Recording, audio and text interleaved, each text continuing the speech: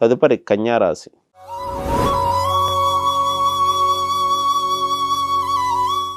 కన్యా రాశి వారికి జన్మరాశిలో కేతు సంచారం, ద్వితీయ స్థానంలో శుక్ర సంచారం, తృతీయ స్థానంలో కుజుని యొక్క సంచారం, చతుర్థ స్థానంలో రవి బుధుల యొక్క సంచారం నడుస్తుంది. అలాగే షష్ఠ స్థానంలో శని సంచారం, సప్తమంలో రాహు సంచారం, అష్టమ స్థానంలో గురుని యొక్క సంచారం నడుస్తుంది.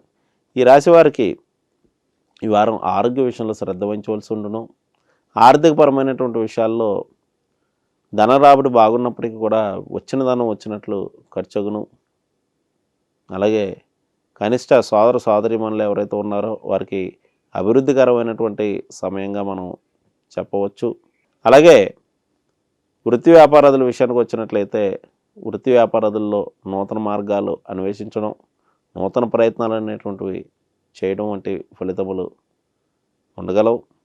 గృహంలోకి బంధుమిత్రుల యొక్క రాకపోకలు ఉండును. మరియు కొన్ని ముఖ్యమైనటువంటి విషయాల్లో ఆత్మవిశ్వాసం, ధైర్య సాహసాలు ప్రదర్శించి ఆ యొక్క ఏవైతే ప్రణాళికలు వేసుకుంటూ ఉంటారో వాటిని పూర్తి చేస్తూ ఉంటారని చెప్పవచ్చు. వీరికి జన్మరాశిలో కేతు యొక్క సంచారం వల్ల కొంత ప్రతికూలమైనటువంటి వాతావరణం, అంటే అనారోగ్య విషయంలో ఆరోగ్య విషయంలో కొంత జాగ్రత్త వహించవలసి ఉండును. అష్టమ స్థానంలో గురుని యొక్క సంచారం వల్ల వీరికి అష్టమ స్థానంలో గురుని యొక్క సంచారం జరగటం వల్ల వీరు గురు ఆరాధన, గురు చరిత్ర వంటివి పారాయణం చేయడం మంచిది. వీరికి ముఖ్యంగా వారం ప్రారంభంలో ఆరోగ్య విషయంలో శ్రద్ధ వహించవలసి ఉండును. రుణ ప్రయత్నాలు చేయవారికి అనుకూలదాయకంగా ఉండును.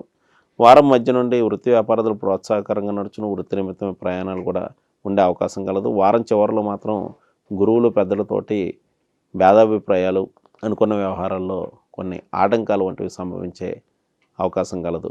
ఈ రాశివారు ఈ వారం చేసుకోవాల్సినటువంటి ఆరాధన విషయానికి వచ్చినట్లయితే వీరు రావి చెట్టుకి గురువారం రోజున 3 ప్రదక్షిణాలు చేసుకోవడం మంచిది. అలాగే శివాలయ దర్శనం ప్రదోషకాలంలో దర్శించి మారేడు దళాలు వంటివి సమర్పించిన ఏవైతే ప్రతికూల ఫలితాలు ఉంటాయో వాటిని అధిగమించి ముందుకు వెళ్ళడం జరుగుతూ ఉంటుంది.